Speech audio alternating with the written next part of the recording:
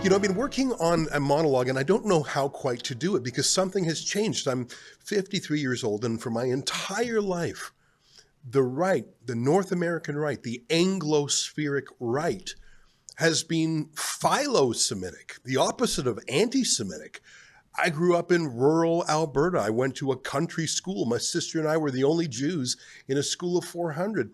You would think, oh, that's stereotypical racist country. The opposite. People, if anything, were super friendly and curious.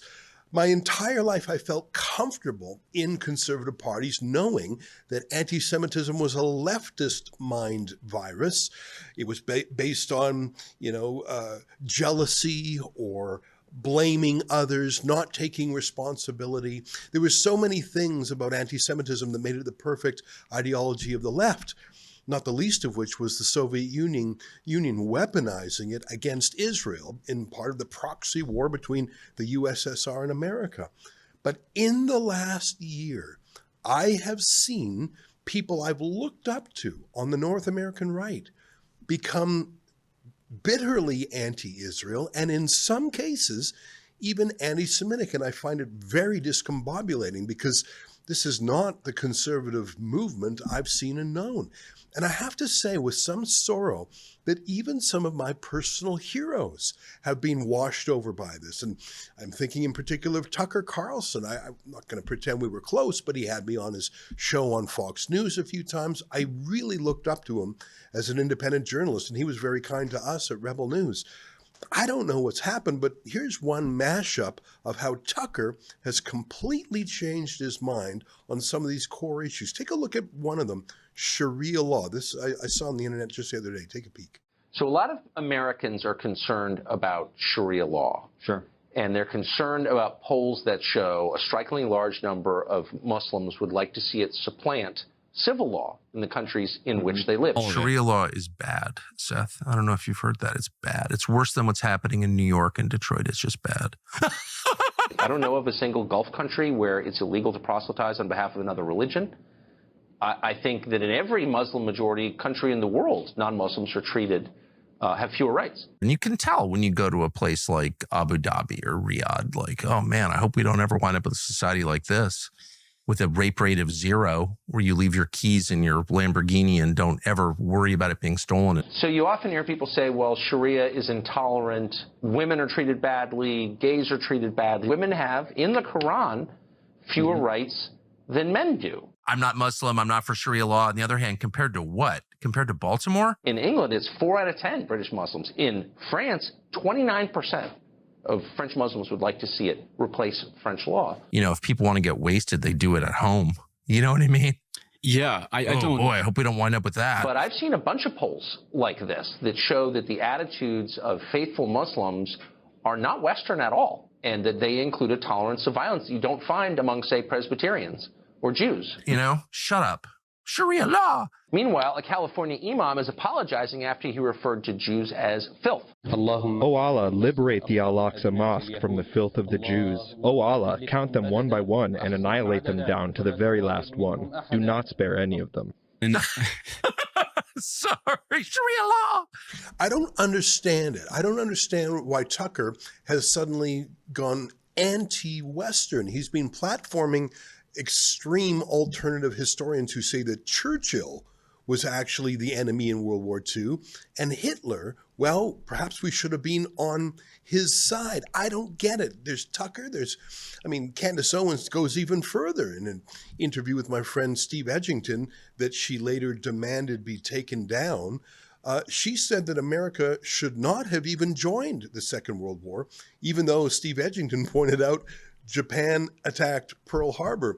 Here's that clip that Candace Owens demanded be taken down. I managed to save a copy. Take a look. Do you think that America shouldn't have gone into that Second World War? Yeah, and that is a radical statement. People don't know how to deal with that because we've all been so brainwashed by the school system to believe that, well, look how great things are. Let me ask you about your country. Do you think that your country has become greater since? Has our country become greater since? Absolutely not. You know, this whole idea of international liberalism. Now it's not just about your problems, it's about solving the world's problems. Let's make sure that in Pakistan there's a trans flag waving. No, I actually, if Pakistan does not want to wave a trans flag, I don't even want to wave a trans flag, but why is this my business? And they're constantly trying to pollute you to make you think that it is your business. No, I actually am comfortable if that's going to be the newest smear that I have to wear, that we're isolationists. Good. I want to be concerned with just America's problems.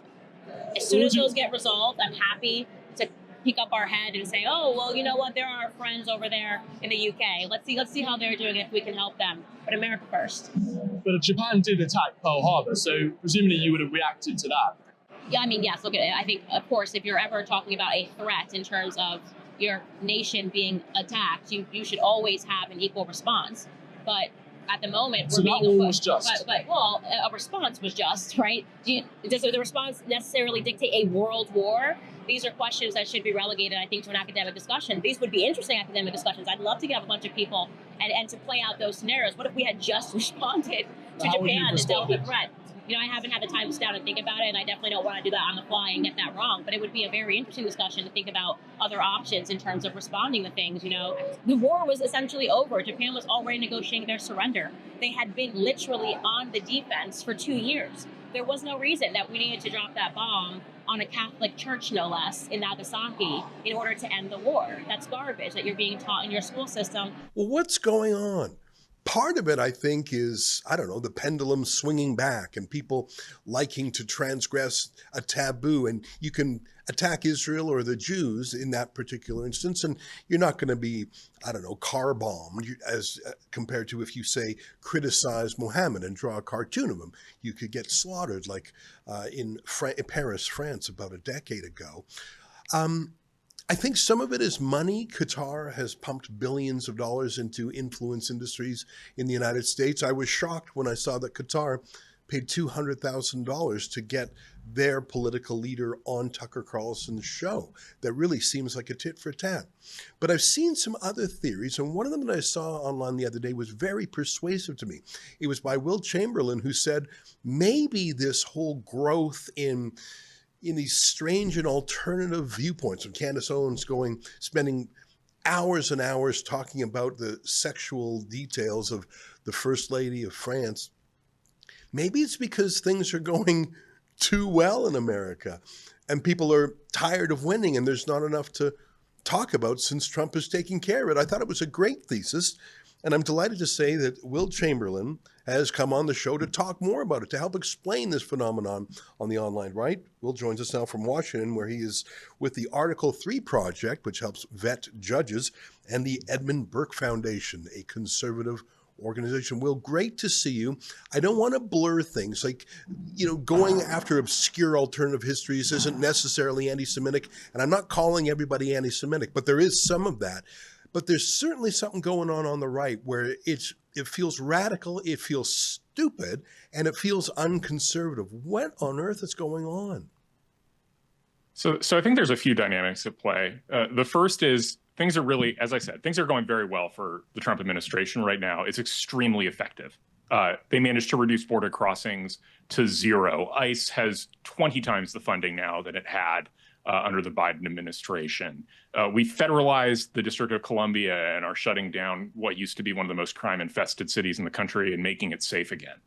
I mean, and that's just one of many options. There's been peace agreements all over the world. A peace agreement, if you're at all familiar with the history of Armenia and Azerbaijan, the fact that we have negotiated a peace deal there is one of the premier diplomatic accomplishments of the entire century. And that's something, you know, that's one of 6 peace deals Trump has negotiated in the first 7 months of being president. So things are going really well. They're going really well for the hard American right, the American right that wants to see immigration restricted dramatically, the border secured, the populist right. And as a result, I think many of our normal voters are kind of going about their day-to-day just focusing on their lives because they don't have to worry about politics in the same way they did under Biden. And as a result, if you're a content creator in the space, getting views is hard. It's hard because our people are focused on other things.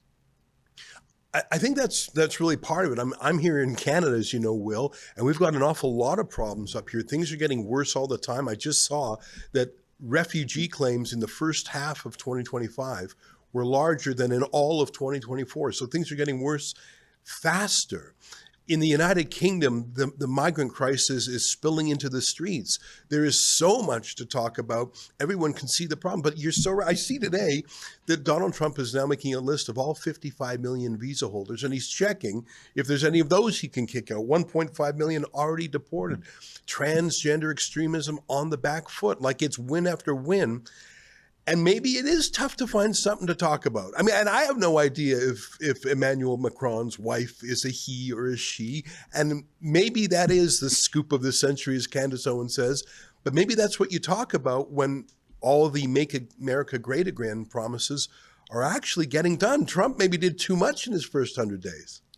Yeah, so, you know, and it's something I can think about, like maybe you have closer experience with Canadian commentators, but I follow a few, and I follow a number of British commentators, and they're very focused on the problems of their country, right? British commentators are very focused on the refugee crisis, violence from, you know, asylum seekers, the social media censorship that's going on in their country, you know, a lot of cases. Canada has, as you say, a lot of problems. I'm sure Canadian commentators are focused on how terrible their administration is. And yet here, I just see kind of its weirdness. And there's other dynamics too, which is, you know, I think there's a cognitive dissonance that results when you make predictions. You know, a lot of these commentators decided to make their big stand against Trump and the administration on the Iran strikes and made a whole slew of predictions about the Iran strikes leading to World War III being a terrible mistake, et cetera.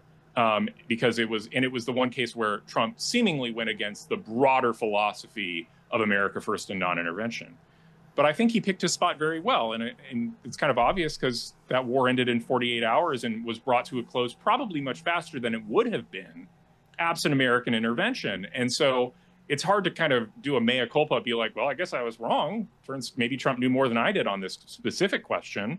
And so you get things channeling off into different ways and people getting angrier about things that are not relevant to the average American's daily life. Yeah, I mean, it was almost like commentators on, I'm not going to use the word the alt-right because I don't think that's really what they are, but there's something cooking on the right. You know, James Lindsay calls it the woke right. I'm not sure if that's what it is, but boy, it was almost like they were lusting for things to go wrong in Iran. I don't even know if I would say America went to war. I mean, I think it was half a dozen planes dropped a dozen specialty bombs, and that was sort of it. It was over as soon as it began. I don't even think that classifies as a war. The whole thing, you know, was a war with Israel.